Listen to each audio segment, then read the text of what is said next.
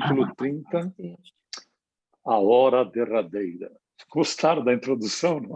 Mas é a continuação. Isso é continuação, né, Humberto? Continuação. Bom, eu vi lá que a Marisa postou a hora derradeira. Qual é o parágrafo? O parágrafo? Onde foi que parou? As meninas sabem. Menina sabe?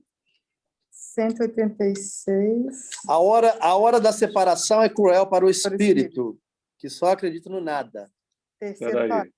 É o terceiro parágrafo da nossa edição, da Se FEB. quiser começar do início, só foi uma...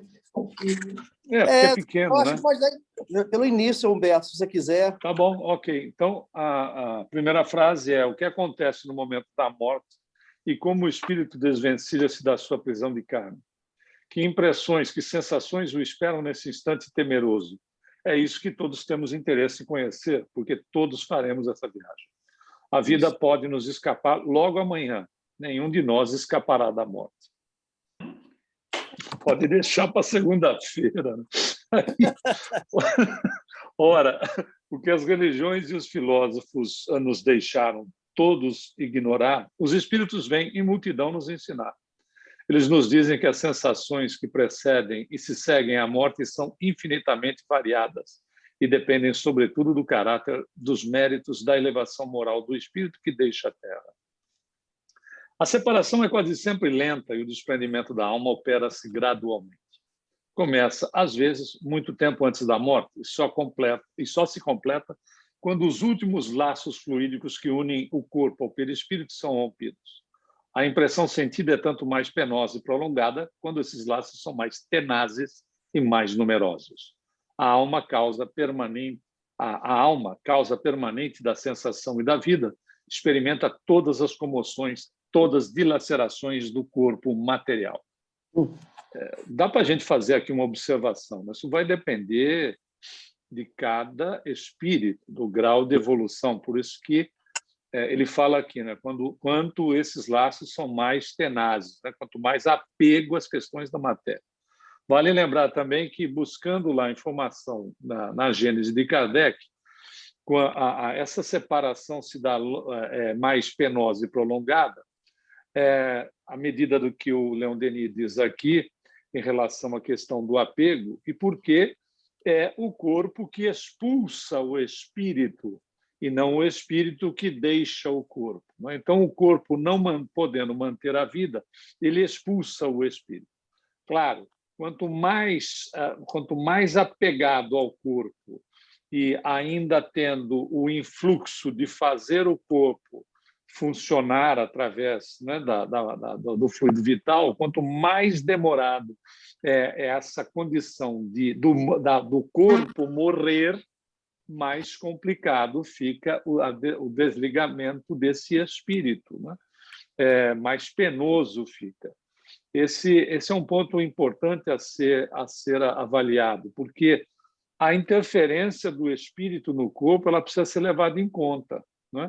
Quanto maior o apego, mais difícil se torna, né, desse corpo, na realidade, morrer. Querem ver um exemplo? Lá o André Luiz tem mais do que um, né, onde isso é comum com todos nós. Né?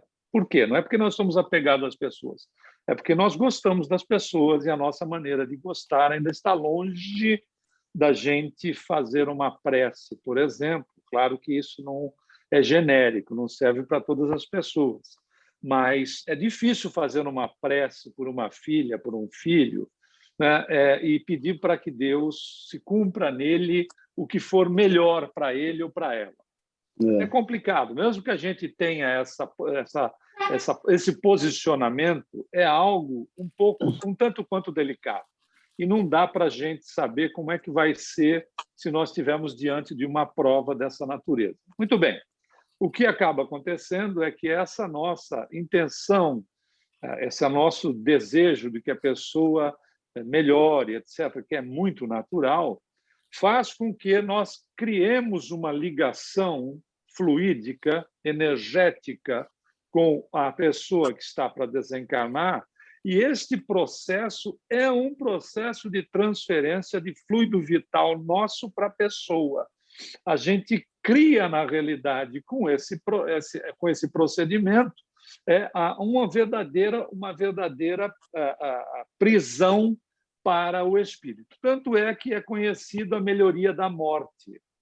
O indivíduo está para bater as botas e, de repente, ele dá uma melhorada e diz assim, fica lúcido ou lúcida, e diz assim, estou com vontade de comer feijoada e não sei o quê, e todo mundo fica feliz, melhorou, não sei o quê, agora vai você para casa, vai tomar um banho, vai descansar um pouco, bababá.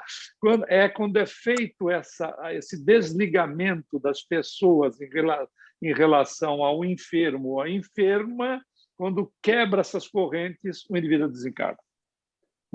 É óbvio, até porque nós vemos muitas vezes os mentores darem passes longitudinais no moribundo ou na moribunda, dando uma revitalização, né? Ou seja, uma transferência de fluido vital, revitaliza a pessoa por alguns momentos, e é natural que as criaturas que estejam em volta, etc., né, deem aquela tranquilizada. Quando dá essa tranquilizada, quebram-se essas correntes que são poderosas pelos nossos sentimentos em relação a essa alma querida, e, obviamente, essa injeção de fluido vital diminui drasticamente, porque é só uma verdadeira injeção, e o corpo efetivamente expulsa o espírito, porque ele não mantém mais a condição da vida, e aí há o desencarne. Então, é importante também considerar esse aspecto, né? Agora, o apego vai fazer com que nós, por exemplo, possamos ser verdadeiros sugadores de energias daqueles que estão próximos de nós. Não intencionalmente, conscientemente, mas pela condição de apego, né? E nós temos essa possibilidade de acontecer também. Veja como é amplo esse processo e como não existe um desencarne igual ao outro. Quanto menor apego, mais fácil que o indivíduo, né, acabe desencarnando. Tem mais alguma colocação aí, pessoal? Humberto, eu postei um vídeo na semana passada a respeito disso, que é sobre o desencarne de Dimas. E esse vídeo, ele explica perfeitamente isso, porque a esposa dele estava ao lado dele e parecia que não deixava ele partir. E os mentores já ali presentes, aquela coisa toda, a preparação, eles querendo preparar. Daí acontece justamente isso que você narrou. O Dimas tem uma pequena melhora aparente, a esposa fica despreocupada, o mentor dela, que estava ali encarregado também do desencarne dele, leva ela para uma outra sala e dali se dá o desencarne dele. Aí eles começam todo o processo. É muito interessante. É um dos vídeos que mostra assim bem detalhado mesmo o desencarne. É muito interessante. Eu tenho uma passagem. Eu não só era jovem, como eu estava há pouco tempo, na minha adolescência, no espiritismo. E aí eu tenho um amigo que o pai dele foi internado, estava muito mal, mas estava muito mal, realmente estava próximo do desencarne. O que é, às vezes, a gente não ter uma certa dose de bom senso. Aí eu estou conversando com ele, dizendo, escuta, como é que está o seu pai? Era colega de trabalho. Ele disse assim, cara, agora há pouco eu recebi uma ligação da minha mãe, que está lá no hospital, dizendo que ele teve uma melhora tão espetacular, está sentado na cama tomando café da manhã. Eu, na minha falta de bom senso completo, virei para ele e disse assim, pode preparar o velório. Nossa!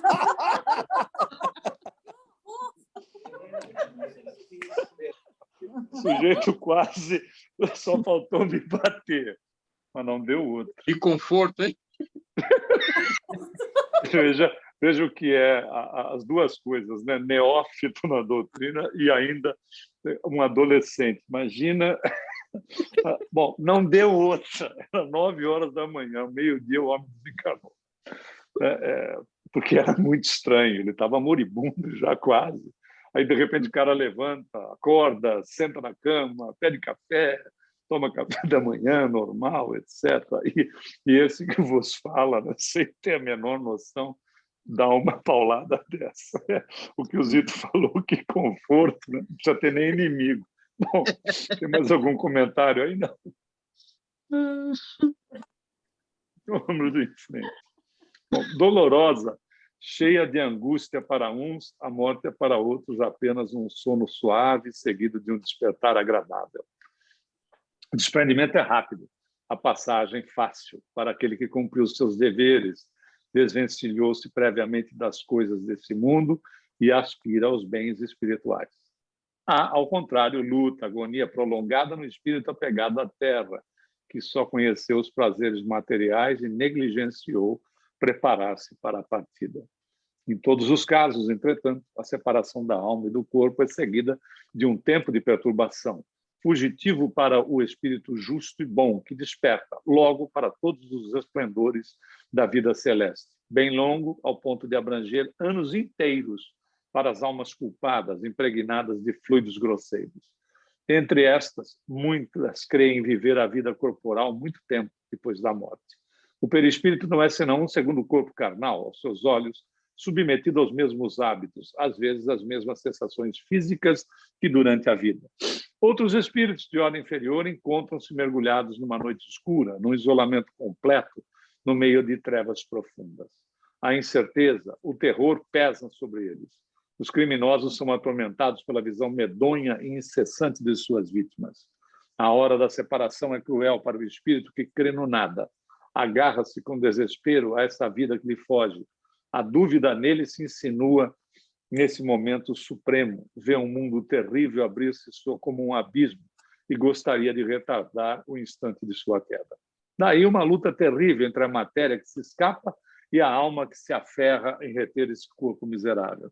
Às vezes, ela aí permanece presa até a decomposição completa e sente até, segundo a expressão de um espírito, os vermes corroerem sua carne. Pacífica. Diana, perdão. Opa, desculpe. Diana?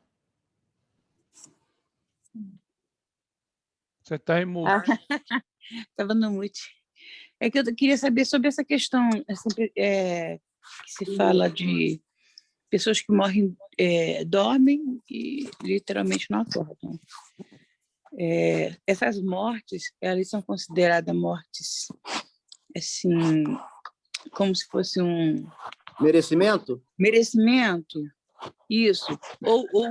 Ou existe sofrimento também nesse tipo de morte, dependendo do grau de merecimento. Minha mãe diz que não quer morrer dormindo, porque acha que não merece. E eu quero que ela morra dormindo.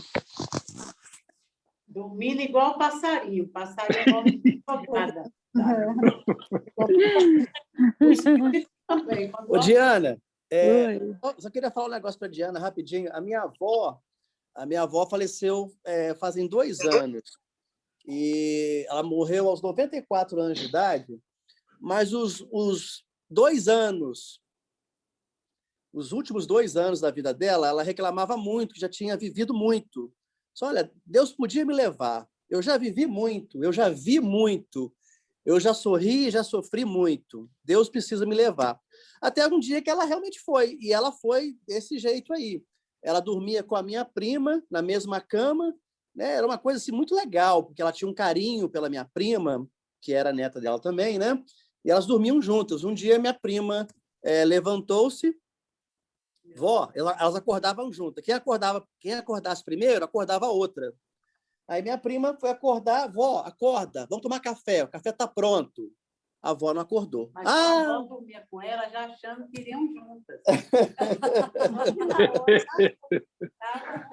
E, de repente, até o espírito ficou assim, né? Com a carinha da sua... Mas eu acho interessante essa narrativa pelo seguinte, porque no enterro da minha avó, que no Brasil os enterros são rápidos, não são igual aqui, né? E no enterro da minha avó, que foi logo no dia seguinte, o meu sobrinho, o Nicolas, estava presente. E a minha irmã, a mãe dele, ela é evangélica. e sempre levou o Nicolas para a igreja evangélica. E o Nicolas nunca gostou. Adivinha o que aconteceu? O Nicolas tem mediunidade e ele sentiu, ele falou assim, eu vi o vulto da minha bisavó aqui do nosso lado, assistindo o corpo dela sendo velado.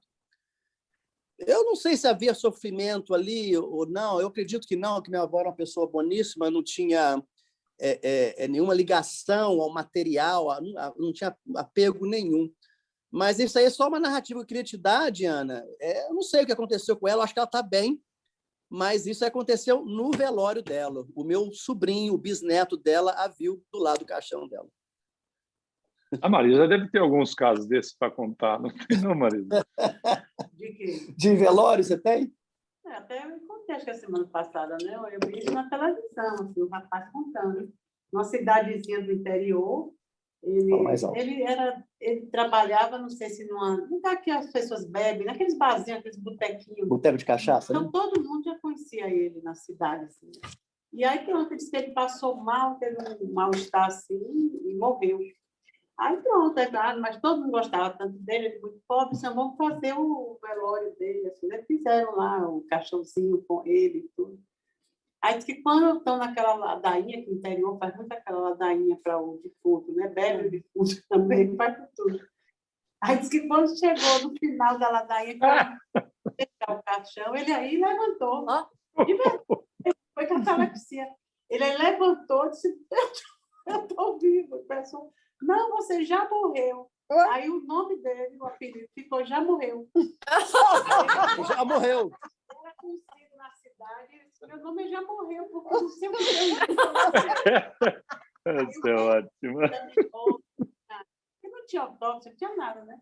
Examinou, ele tinha tido, foi um caso assim, de catalepsia. A Ivone do Amaral teve 2 enterros, não foi, Humberto? Uma coisa assim? 3 vezes. 3 enterros. Na adolescência, ela teve 3 levantadas em velório.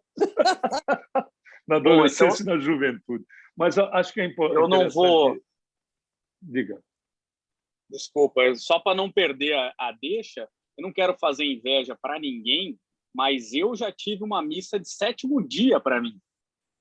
Então, quando meu pai faleceu, meu pai chamava-se Ayrton Lourenço Filho. Eu sou Ayrton Lourenço Neto, né? Aí minha tia, que é muito católica, que é ministra da igreja, falou assim, filho, você vai na missa de 7º dia do seu pai? Eu falei, vou, claro, né? Imagina que não, né? Pois quando estava na missa, o padre falou, olha, nós estamos fazendo aqui a missa de 7º dia para o Ayrton Lourenço Neto. Naquele momento eu falei, agora eu tenho a certeza absoluta que existe vida após a morte. Mas foi uma questão de alguns segundos, a família inteira virou para mim. Eu falei, não, estou vivo. Agora tem um livro psicográfico. Mas por um segundo eu achei que eu não estava. De verdade. Tem um livro, viu, psicografado por Divaldo, que é sobre o desencarne de uma... Esqueci o nome, o livro tem o nome dela.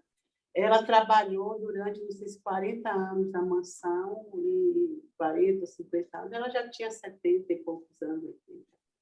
E o nome da biblioteca, a livraria de lá, tem o nome dela, inclusive, porque foi a biblioteca e a livraria, porque ela cuidava dessa parte dos livros e tudo. Sempre na mansão. Ela, o marido e a filha, uma filha única. E ela, assim, médium, trabalhando a vida toda em reunião mediúnica e dedicadíssima e tudo, psicofonia. E quando ela desencarnou, ela tem um mal súbito e desencarna, no livro ela conta que ela ficou durante 6 anos presa no umbral, né? Que ela criou o pensamento fixo ali, não se desvencilhava, em grande sofrimento. Que aí Divaldo, junto a Joana e outros espíritos, Manuel Filomeno, iam em socorro dela, porque ela trabalhava com esses espíritos também, iam em socorro dela, mas ela não se movia. Nossa, E aí Divaldo conta, né, que o problema dela todo era a saudade dessa filha. a filha já era casada, tinha os netos e tudo, ela morria, ela diz literalmente, eu morria de saudade dela. Eu não sabia como eu ia fazer depois de desencarnada sem ela. Nessa hora, ela conta no livro que, mesmo com todo o conhecimento e tudo, o sentimento da saudade, do apego, né? Não é a saudade normal, mas o apego àquela filha, que a vida toda era parceira dela e tudo, não deixava ela se desvencilhar. Então, ela disse que no velório dela, o único momento, elas que ficam em profundo terror durante o velório. Elas que as vozes, tudo deixavam ela atordoada. Ela queria levantar, ela queria falar, ela ficava em profundo torpor, assim. E aí, elas que o único momento em que ela adormece e desencarna, assim, já mais um pouco melhor não, presa ainda, mas sem estar, ela disse que sem estar na presença dos vivos, né? Sem estar em casa, nem estar nos lugares que ela costumava ir. É quando as crianças da mansão, que tinham coral, entram no lugar lá que estava tendo velório e prestam começam a homenagem. Aí todos se calam e aí ela adormece. E aí é aí que os espíritos Parece tentam até que foi retirar, providenciado, né? tentam retirá-la, mas mesmo assim ela não escuta nenhum diálogo, nenhuma doutrinação vinda dos espíritos. Que louco. Qual que é esse livro? Eu vou lembrar o nome. Aqui tinha muita gente, sempre usava para comentar nas aulas. E aí ela fica presa durante 6 anos. 6 anos depois, ela diz, eu fiquei cansada de sofrer. Ela diz que começa assim a ficar exausta daquela de não poder ela mentalmente do apego, via né? filha, mas ela não conseguia. Mas ela, Divaldo conta assim, que foram 6 anos, que aí ela começa a ouvir a voz de Joana, ela começa a perceber os espíritos, e aí ela vai para o tratamento espiritual, no mundo espiritual, para poder se recobrar e voltar.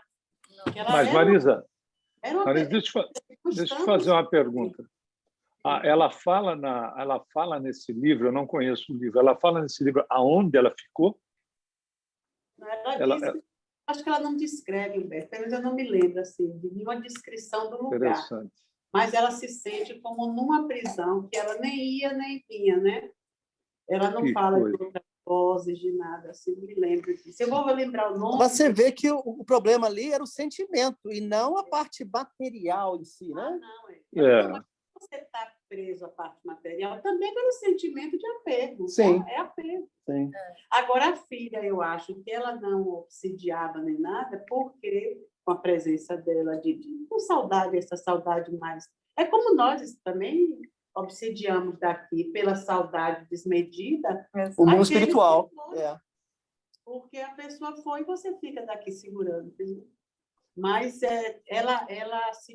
ela fica presa porque era um sentimento mesmo, profundo, mas não interferia na vida da filha. Interessante. E é interessante também você falar que ela não ouvia a voz dos mentores ali tentando ajudá-la. Ninguém conseguia ter acesso a ela. Isso aí é igual André Luiz. Ele foi participar de uma reunião mediúnica no mundo espiritual para ver se atraía ela e não conseguiu. Uau! Durante essa do centro, eles evocavam e vibravam por ela e nada atingia ela. Nada. É como se ela estivesse uma bolha, uma redoma. E você se coloca e você foge de tudo. Agora, aquilo pode durar. Eu não sabia. É como o André Luiz. Veja só, o André Luiz também não ouvia. Não. Ele o tempo todo tentando ajudá-lo. Ele não ouvia e nem via. É uma hora que cai em si, de cansaço, profundo cansaço. E foi a única hora que André Luiz conseguiu, né, elevar o pensamento ao alto e pedir ajuda do alto. Foi aí que apareceu, que ele conseguiu ver. Tem caso também do Céu e Inferno, que numa das reuniões mediúnicas de Kardec, que aparece aquele suicida que se jogava da torre. Da ponte ou da torre? Não, de uma torre. Torre Eiffel? Não, era uma torre que tinha um relógio que, quando batia 6 horas, foi a hora que ele suicidou. Ele sentiu o relógio. Ele ouviu o relógio. Ele gravou o relógio. Que dava badalada, ele se jogava. Então, todos os dias, naquele horário, Nossa Senhora. ele tinha a sensação da morte. Até que ele é evocado, eu acho, na reunião que Kardec estava, e isso porque ele diz assim, não, meu Deus, não aguento mais. Ele grita. Quando ele grita, corta aquele transe que ele vivia, né? Agora você vê, né? É uma coisa muito... Realmente, quando ele fala aqui, ela é infinitamente variada e depende, sobretudo, do caráter, dos méritos. Você vê que é uma pessoa que tinha seus méritos, né? Trabalhadora, né? 50 anos, você educada. tem toda a assistência, mas nem assim... Deus lhe move. Por isso que também no mundo físico, fulano é uma boa pessoa, e olha agora, está bebendo, está assim, está assado, fazendo isso. E você vê que devem ficar também todos os mentores daquela pessoa, toda a família, os amigos, todos vibram, mas ali a pessoa entra num horror que talvez seja referente até vidas passadas, Sim. dores ainda não sanadas, e termina ali, você se fecha naquele jogo muito pequeno, estreito, né? Daquele sentimento doente, que não tem relativo. A não ser quando você cansa, né? Normalmente eles dizem isso, o espírito cansa do sofrimento, cansa. Marisa, aproveitando esse embalo aí, já tivemos algum tipo de estudo em relação ao tempo, o tempo deles em relação ao nosso tempo? São Você fala diferentes, 6 né? anos, o que você compara ao nosso tempo? Não, eu acho que ele fala 6 anos em relação ao nosso tempo, né, Humberto? Como o André Luiz também. O André Luiz, acho que é 8 anos, 8 né? anos. Mas não é... Eles usam... O André Luiz ele teve que também dar uma maquiada na informação dele próprio para não ser facilmente identificado pelo nível de conhecimento que ele tinha. E aí ele cria uma situação, ele cria um personagem para ele não ser identificado, dado o receio que se tinha em relação a promoverem contra o Chico, por ser ele uma pessoa de grande influência no Brasil, não só no Brasil, mas no mundo científico, para que o Chico não fosse acusado, ou então passasse, a família acabasse promovendo algo que acabou sendo promovido até pela família do Humberto de Campos. Então, ele cria uma situação em matéria de tempo, etc. Então, se você vê o desencarne dele, o tempo que ele ficou no umbral, não bate com o desencarne da figura que era André Luiz no planeta, né? no nosso país, no nosso país Brasil. Então, e a questão tempo, ela também é muito relativa, né? O indivíduo, às vezes a Marisa lembrou muito bem, e foi ótimo, porque ela até trouxe essas informações desse livro do Divaldo. Eu não tinha conhecimento desse livro, mas é muito interessante porque o apego pelo sentimento, né? É uma coisa impressionante. Agora, essa questão tempo, a Marisa lembrou também a questão do livro Céu e Inferno. Então, tem depoimento de espírito que diz que ele não se sabendo o fim do problema, daquela dor, daquele sofrimento, a questão do sofrimento pode ter características de eternidade. Então, isso é muito interessante, né? Essas questões que vai depender de espírito para espírito, evidentemente, né? Essa questão de até sentir que ele está passando por uma pena que é eterna, dependendo muito da compreensão dele.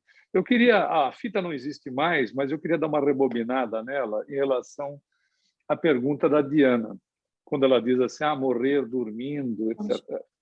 Isso é completamente independente da condição do espírito. Ele pode morrer dormindo, como ele pode morrer acordado. Vai depender, conforme a Marisa já deixou bem claro para nós, vai depender da situação em que ele se encontra, né? Você tem muitos casos de grandes criminosos que morrem dormindo. Vai depender muito do caso, não quer dizer absolutamente nada, que morrer dormindo e morrer consciente, né, até em estado de vigília, depende da condição do espírito. Tem um dos casos muito conhecidos, tem vários aí entre espíritas, mas tem um dos casos conhecidos que é do Militão Pacheco. O Militão Pacheco tem até uma mensagem no livro O Espírito da Verdade, cujo título é O Espiritismo Pergunta. O Milton Pacheco era trabalhador de uma casa espírita em São Paulo, a Federação Espírita do Estado de São Paulo. E ele tem casos lindíssimos dele. Ele tinha um nível de consciência em relação à questão do desencarne dele, que ele, no dia que ele foi desencarnar, ele chegou em casa, depois do trabalho espírita, ou espiritual, chegou em casa e conversou com a esposa e com os filhos, dizendo: olha, eu sou muito grato a vocês, peço perdão dos erros que eu cometi, mas eu vou partir para o plano espiritual esta noite. Vixe, Maria. Então, eu quero me despedir de todos, etc. Eu tenho um caso de uma grande amiga que também foi desse jeito. Quero me despedir de todos, se despediu das pessoas. Claro, teve emoção de ambos os lados, evidentemente, né? E aí ele se recolheu ao quarto, sentou na sua poltrona e fechou os olhos e desencanou. A rigor, quando nós tivermos mais um pouco de evolução, a gente vai desencarnar desse jeito. Tão natural quanto vai ser o nosso reencarne, né? Vamos reencarnar muito mais naturalmente, com recordações em relação às outras existências, porque nós não teremos problemas de culpa, nós não teremos problemas nenhum entre nós, então vamos reencarnar mantendo recordações sem problema nenhum. Vamos desencarnar, tipo, sai do corpo, se renova e ponto. Essas questões que o Leon Denis vai tratar agora nesse parágrafo seguinte a respeito desta posição de elevação, de evolução. Tudo está relacionado a isso. Morrer dormindo, morrer durante uma cirurgia em que você está sedado. Tudo isso está... Quer dizer absolutamente nada. Nada, né? Quer dizer absolutamente nada. Significa que é o estado do espírito. Vamos ver o que Leon Denis, se não tiver mais comentário, vamos ver o que Leon Denis fala a respeito disso. Peraí que agora, nesse... Marisa quer falar. Marisa quer falar. Não, Beto, é que eu achei aqui o livro. Que ótimo. Além da Morte, de Valdo, pelo espírito Otília Guimarães. Eu mandei. Além da Morte. Fantástico. Vou atrás desse livro. Gonçalves, o nome. Se não me falha a memória, só para...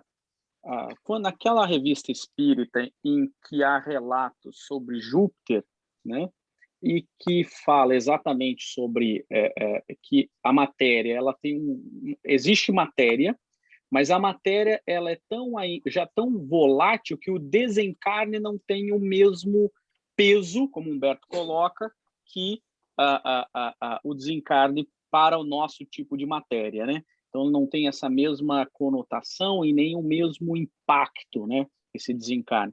É a questão evolutiva do espírito, né? E também a condição do corpo, o Ayrton lembrou bem, a condição do corpo rarefeito, porque eles vivem numa dimensão de Júpiter, né? Não no solo. Então o corpo é muito mais rarefeito também. Mas o Leon Denis trata agora, nesse parágrafo, este ponto dessa tranquilidade. Ele diz assim, pacífica, resignada, alegre mesmo, é a morte do justo. É a partida da alma que, tendo muito lutado e sofrido nesse mundo, deixa a terra confiante no futuro. Quer dizer que sofrimento, o sujeito se autoflagela e vai sair numa boa, hein? A gente tem que tomar cuidado com essas palavras, né? Quando é colocado dessa maneira, porque, de repente, tem muita gente que acha que é uma maravilha sofrer, porque aí evolui, né? E, de repente, está causando um processo autoflagelativo, que não tem evolução nenhuma. Exatamente. Então, esse é o cuidado. Para ela, né, para a alma, a morte não é senão a libertação, o fim das provas. Os laços enfraquecidos que a unem à matéria desligam-se suavemente. Sua perturbação é apenas um torpor, semelhante ao sono. O que o Ayrton acabou de descrever para nós, né? E o que a Marisa descreveu a respeito do livro em relação ao contrário, né? A questão do apego pelo sentimento. Continua Leon Denis dizendo o seguinte: deixando sua morada corporal, o espírito que a dor e o sacrifício purificaram vê sua existência passada a recuar, afastar-se, pouco a pouco, com suas amarguras e suas ilusões. Depois, vê dissipar-se como as brumas que na aurora rastejam sobre o solo e desvanecem diante do clarão do dia. O espírito encontra-se, então, na incerteza entre duas sensações, a das coisas materiais que se apagam e da nova vida que se desenha diante dele. Essa vida ele já entrevê, como através de um véu cheio de encantamento misterioso, temível e desejada ao mesmo tempo. Logo, a luz cresce, não mais essa luz solar que nos é conhecida, mas uma luz difusa, espalhada em toda parte. Progressivamente, ela o inunda, penetra-o, e com ela um sentimento de felicidade, uma mistura de força, de juventude, de serenidade. O espírito mergulha-se nessa onda reparadora, despoja-se aí das suas incertezas e de seus temores. Depois, seu olhar desprende-se da terra, dos seres chorosos que cercam seu leito mortuário e se volta para as alturas. Entrevê os céus imensos e outros seres amados, amigos de antigamente, mais jovens, mais vivos, mais belos, que vêm recebê-lo, guiá-lo no seio dos espaços. Com eles, lança-se e sobe até as regiões etéreas e seu grau de depuração permite-lhe atingir. Lá, sua perturbação termina, faculdades novas nele despertam, seu destino feliz começa. A entrada na outra vida causa impressões tão variadas quanto a situação moral dos espíritos.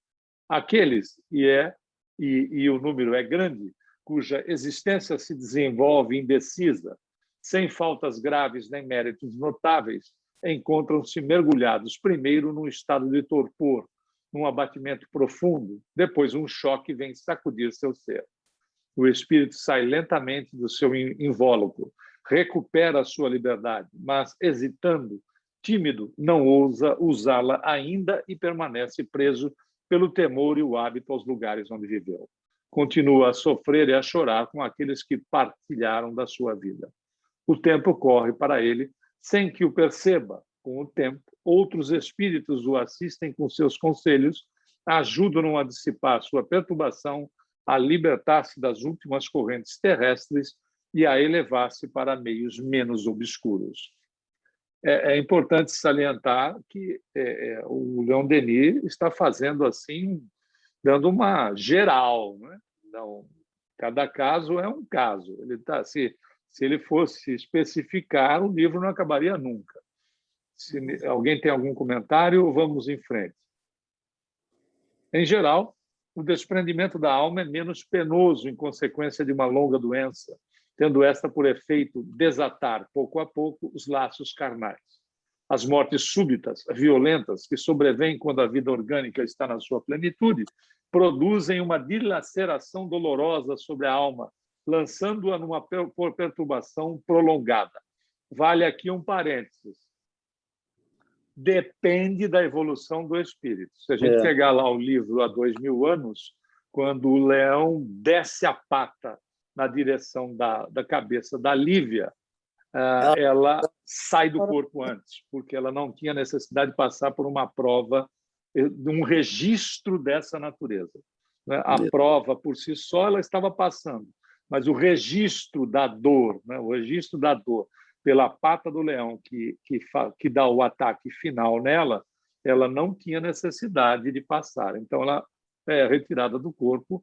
Então, depende muito de cada caso. Então, quer dizer que um parente nosso, às vezes até um jovem, pode ser um filho, uma filha, desencarnou num acidente automobilístico, que as coisas acontecem de uma maneira que está sendo aqui colocada. Por isso que frisamos há pouco a questão de que o Leon Denis está fazendo uma análise de um caráter mais genérico, porque não dá para fazer,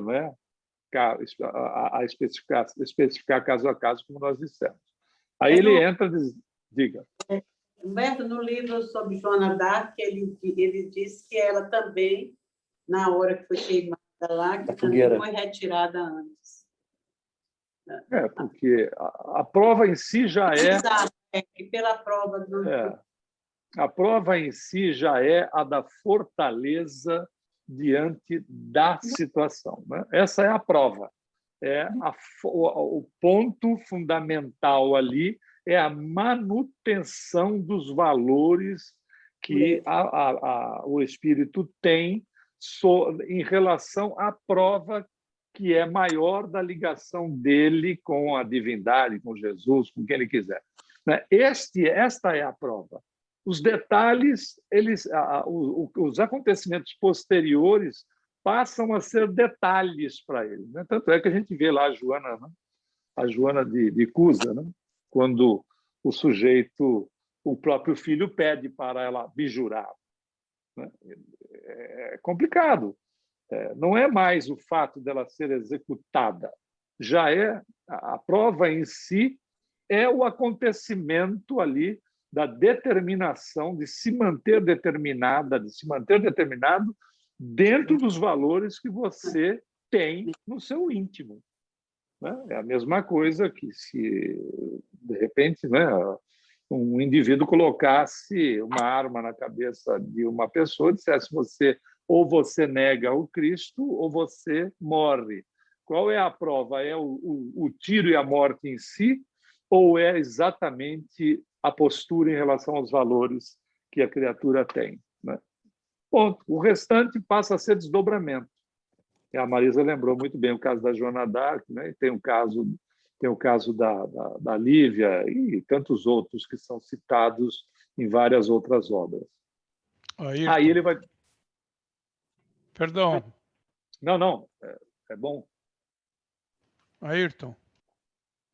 Eu encontrei a passagem que eu queria citar, e se vocês me permitem rapidamente, só para que a gente possa falar sobre essa questão da Revista Espírita, é de março de 1858. Aí começa uma descrição de todos os planetas, o mais adiantado, os aspectos é Júpiter, aí vai se descrevendo sobre isso e vai falando sobre a questão evolutiva, mas o que eu quero chegar no ponto principal é o que é escrito aqui sobre essa questão da morte, E eu acho que é isso que é interessante. Então, lá no finalzinho, ele vai colocando assim: sob esse leve envoltório físico ainda, os espíritos se desprendem facilmente e entram em comunicações recíprocas apenas pelo pensamento, sem, todavia, excluir linguagem articulada. Ou seja, nós estamos falando de espíritos bons e tal, muito mais evoluídos, todos estão lá. Para a maior parte deles também, a segunda vista é uma faculdade permanente. Seu estado normal pode ser comparado ao de nossos sonâmbulos lúcidos. Eis porque se nos manifestem mais facilmente do que os encarnados dos mundos mais grosseiros e mais materiais. A intuição que tem do seu futuro, a segurança dada por uma consciência isenta de remorso, fazem que a morte não lhe cause nenhuma apreensão. Vêm chegar sem temor e como simples transformação. Então, acho que o caminho para que a gente possa chegar no que a Diana falou, talvez morrer dormindo ou morrer gritando, até aquela piada infame que diz que eu gostaria de morrer dormindo como meu avô e não gritando feito os passageiros do ônibus que ele dirigia, Aquela piada infame.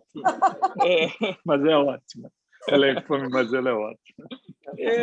E eu acho que não vai fazer diferença nenhuma, porque, na realidade, o que faz a diferença é o estágio evolutivo e acho que a ausência de remorsos. É isso que talvez, acho que é a lição. Júpiter pode ser uma curiosidade, ou como a Marisa brinca e fala que é uma fofoca bíblica, mas essa é uma fofoca espírita. Mas eu acho que mais... Oi, pode falar, desculpa. Não, é porque eu lembrei agora que você falou isso, não da piada, Não, acho que eu não ouço isso. É que eu lembrei, nesse livro de Otília Gonçalves, ela, numa das reflexões dela, ela diz isso, que não basta crer, é preciso confiar, que foi o que ela descobre, assim, por causa de anos dentro vivendo o mundo espiritual e na hora do próprio desencarne, cair numa armadilha. Genial. Ela dizia, eu Genial. sempre... E que fera é essa? Então, eu apenas cria, mas eu não confiava em Deus. Então, aí se perdeu. E esse é todo ponto, ao contrário do que Lívia vivenciou. Lívia foi colocada de lado pelo marido durante 22 anos, mas nunca desistiu da fé dela em relação ao Cristo. E, no entanto, no desencarne dela, ela teve aquele merecimento. Joana. Veja o caso a prova. Qual era a prova? Né? A prova da Lívia era a situação da execução lá pelo leão, né? Ser executada lá naquela situação, ou a resignação diante deste período da sua existência de não abrir mão dos seus valores em relação ao Cristo, mesmo sendo renegada pelo marido do jeito que era. É interessante. E aí vale também a situação, a observação do Ayrton sobre essas questões tão significativas em relação ao desprendimento do corpo. Porque agora o Leon Denis entra num ponto que nós precisamos também tomar muito cuidado quando se trata de suicida. Né? Ele diz assim, os suicidas são presas dessas sensações horríveis. Isso vai depender muito do que seja considerado suicídio. Né? Nós já falamos a respeito disso há um tempo atrás. Né? Eu falei, o Ayrton falou, Marisa, etc. Por exemplo, né, as questões das torres gêmeas, que muitos indivíduos saltaram, né, das torres. Há que se considerar o seguinte: um evento de natureza onde o indivíduo esteja sob risco de morte, que risco de vida não é, né? Tem que ser risco de morte. Que o indivíduo esteja num evento sob risco de morte, a questão instintiva age acima da questão racional do ser. E o instinto visa autopreservação. Se o indivíduo não salta pela janela de um edifício que está pegando fogo, que ele não tem alternativa de atravessar as chamas, ele não salta pela janela porque ele quer morrer. O instinto domina a questão da razão, ainda no nosso nível evolutivo, e o indivíduo procura se salvar. Autopreservação. E o que acaba acontecendo é que ele tem um choque adrenérgico na hora que ele faz o salto, que ele desmaia. Ele vai morrer porque ele vai bater no chão. Né? O corpo vai bater no chão, ele vai desencarnar. Mas ele tem um choque adrenérgico e ele apaga e, claro, morre porque bate no chão.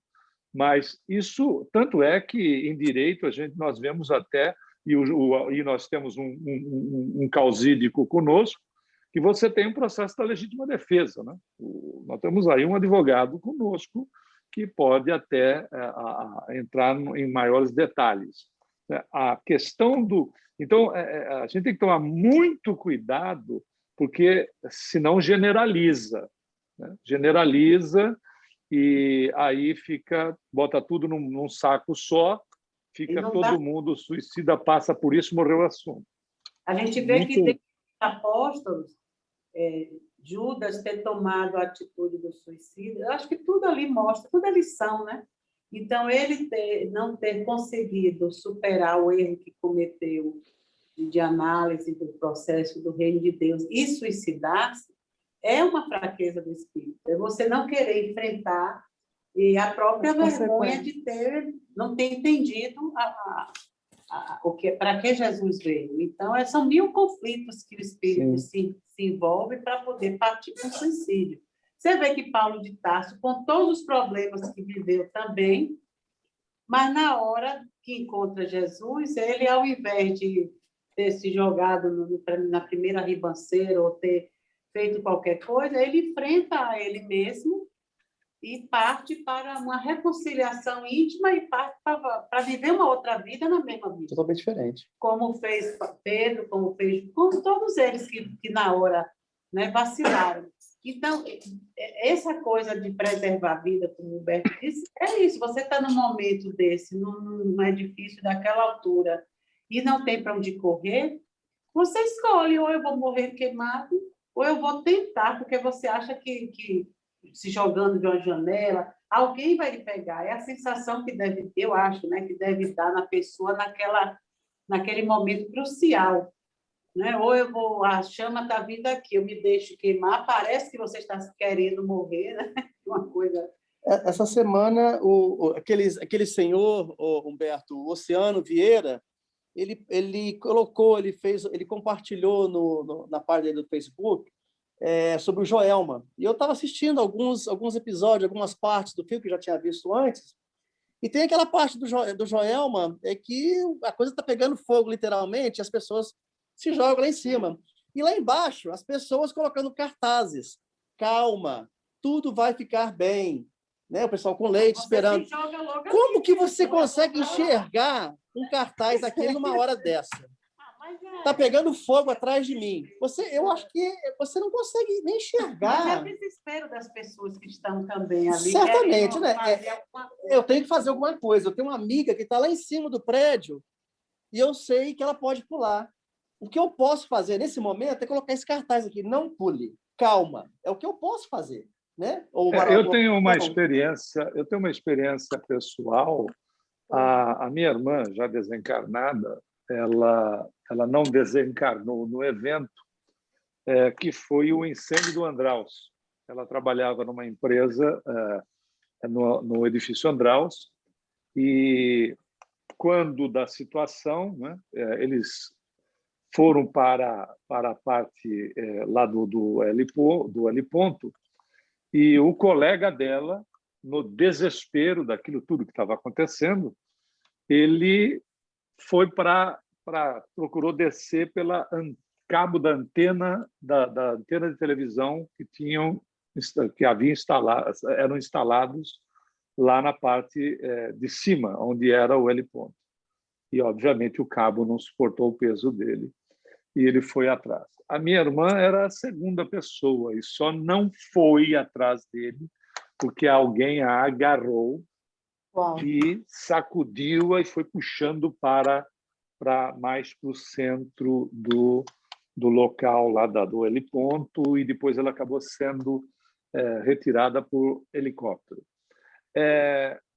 Ela não tinha, em determinado momento, ela narrou depois, ela não se lembrava do evento, da tentativa de ir atrás do indivíduo. Ela não se lembrava do evento. Os colegas depois é que comentaram com ela. Ela perdeu a noção do que estava acontecendo e estava indo na direção do indivíduo. O indivíduo já tinha caído, já tinha arrebentado o cabo. Logo quando ele começou a descida, ficou um pedaço do cabo, né, que o cabo se partiu, e ela estava indo atrás, sem ter noção alguma do que estava acontecendo. Tem a Diana e o Ayrton para falar. Diana. Fabri, você está falando sobre essa questão do pseudo-suicídio, né? Que a pessoa se vê sem opção e se joga, por exemplo, de um andar que está pegando fogo, ou de um lugar que ela se sente realmente que pode morrer e entra em desespero. São suicidas que têm outro tipo de vamos dizer assim, visto de outra forma, né? Eles não são suicidas. Eles não são suicidas, né? Não, eles não são suicidas. É diferente. Acho que isso é interessante, que a gente ouviu o Ayrton fazer as suas colocações. Eu só queria te perguntar uma coisa, porque em 2018 e agora em 2020, um primo e um sobrinho meu se suicidaram. Primeiro se enforcou, fez mesmo de caso pensado, preparou todo o ambiente e se enforcou. Um rapaz jovem, 30 e poucos anos. E o meu sobrinho, filho do irmão meu, ele deu um tiro na cabeça. Até hoje ninguém sabe o porquê que ele exatamente fez isso. Esse tipo de suicídio já tem um contexto diferente, né? Depende muito. A Marisa citou o caso do Judas. Depende muito do fator emocional do indivíduo, as questões. Ninguém levanta de manhã dizendo: está um lindo dia para me matar. Né? Depende. O suicida por si só já é um indivíduo que está sofrendo de um distúrbio de natureza psiquiátrica grave. Então, ele por si só já é enfermo. Por isso que os casos são tratados individualmente. Nós temos que orar muito pelas pessoas e por nós mesmos, né? Porque nós não sabemos até que momento nós possamos suportar determinadas provas que possam surgir à nossa frente. Eu gostaria muito, de fato, de ouvir o Ayrton. Obrigada, Humberto. Até mesmo porque a gente fez uma colocação na área dele. Obrigado, Humberto. Eu vou começar falando que eu acho que o que você colocou é muito importante para nós espíritas, no sentido de que a gente tem que tomar muito cuidado ao fechar a questão sobre qualquer assunto, né? Suicídio é um assunto muito delicado. Às vezes a gente tem ouvido muito, porque todo mundo que morreu na pandemia é porque devia alguma coisa. Todo mundo devia, né? Porque tá aqui, a gente está devendo alguma coisa. Isso é uma verdade. Mas é um cuidado que a gente tem que ter enquanto espírita, ao considerar, fora do que o próprio Kardec escreve em Céu e Inferno, e eu até fiz a palestra sobre o Código Penal da Vida Futura, e considerar que o ato do suicídio exclusivamente é o único passível de punição, sendo que não há atenuantes e agravantes, e não considerar a existência como todas as existências. Então, tudo isso é considerado no Código Penal da Vida Futura, como Kardec, de maneira brilhante, coloca para a gente. Então, a gente tem que tomar cuidado. Claro, falar, como Humberto colocou muito bem, a respeito do suicídio, das consequências do suicídio, da gravidade dessa falta, como o próprio Kardec coloca, né? Mas também temos que colocar que não cabe a nós julgar e condenar pelo simples ato, sem considerar o tocante como um todo, né? E o Humberto coloca, a própria legislação humana faz isso, quiçá a divina, considerando a legítima defesa, por exemplo, como um excludente de ilicitude. O que é isso especificamente, para que a gente possa entender até juridicamente? Um crime só é crime se ele tiver composto por 4 etapas, que é a ação típica, ilícita e culpável. Então, você tem que cometer essas 4 etapas para ser considerado um crime, sendo que nas primeiras 3 já existe o crime. A culpabilidade é um critério de juízo. Então, a legítima defesa, ela exclui a ilicitude. Aquela ação deixa de ser ilícita sob o ponto de vista da lei humana. Ou seja, nós não vamos nem constituir uma formação de uma ação típica. Por exemplo, alguém que, em legítima defesa, acaba matando alguém e, consequentemente, morrendo também. Isso seria considerado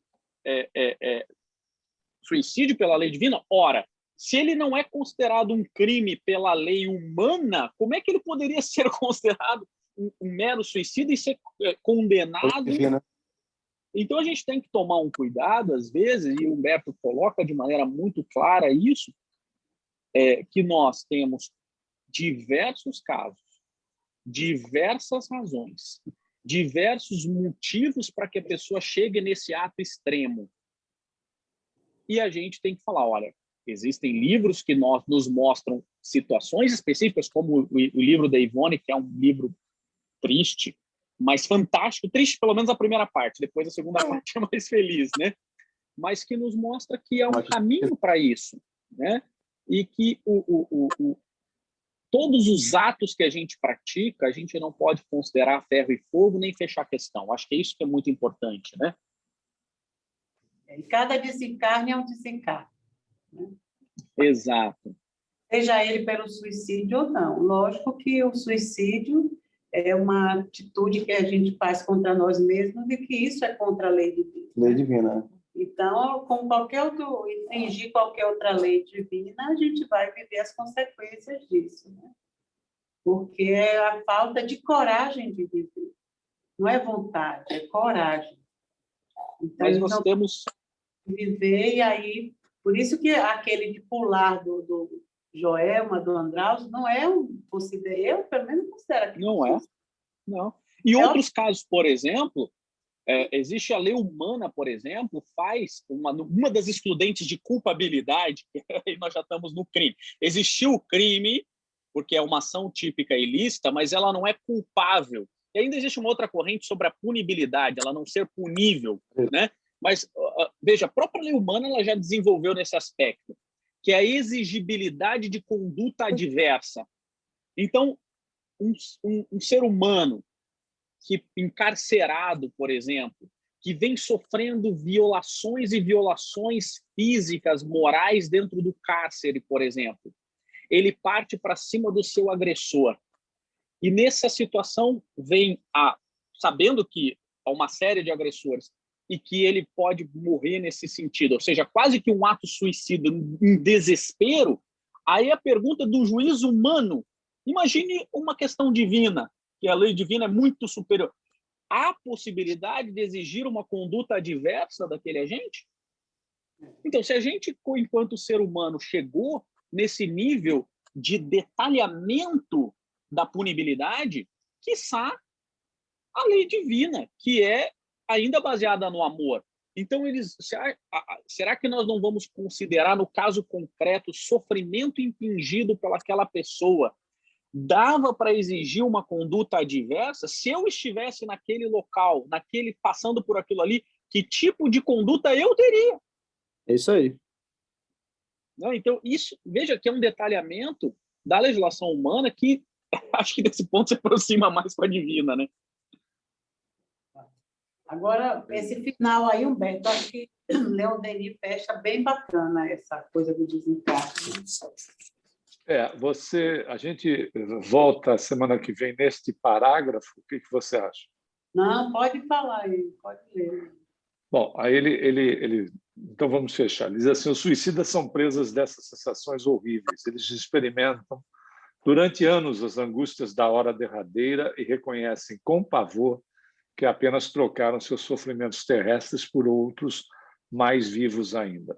O conhecimento do futuro espiritual, o estudo das leis que presidem a desencarnação são de grande importância para a preparação para a morte. Eles podem atenuar nossos derradeiros instantes e tornar nosso desprendimento fácil, permitindo-nos reconhecermos mais rápido no mundo novo que nos é franqueado. Tanto o aborto, como qualquer coisa que a gente, às vezes, já condene, né, por privar a vida de um irmão, tirar a vida do outro, mesmo sem ser pelo aborto, mas sendo pelo assassinato, tudo isso nos coloca só distante, né, desses atos, pela linha do tempo, né? Mas eu acho que todo espírito na sua jornada, crescimento, na sua jornada, vivendo ainda a sua ignorância das consequências dos fatos, achando que a vida é ali, aqui, agora, né? Então, quantas vezes não fizemos a infelicidade ou matamos famílias querendo a terra do outro, querendo a vaca do outro, querendo, né, pelo egoísmo, pela ganância. Então, a gente não pode condenar, né? Por isso que eu acho que sempre a providência 24/7 está lá para atender. Agora, a gente só enxerga quando pode. Às vezes, desencarnamos, como a própria Otília, pela cegueira emocional, você deixa de ver o paraíso na sua frente. Mas isso aí é um grande assim, um wake-up call para todos nós que somos espíritas, né? Nós estudamos, participamos de trabalhos importantes, e olha o que aconteceu com ela, não é?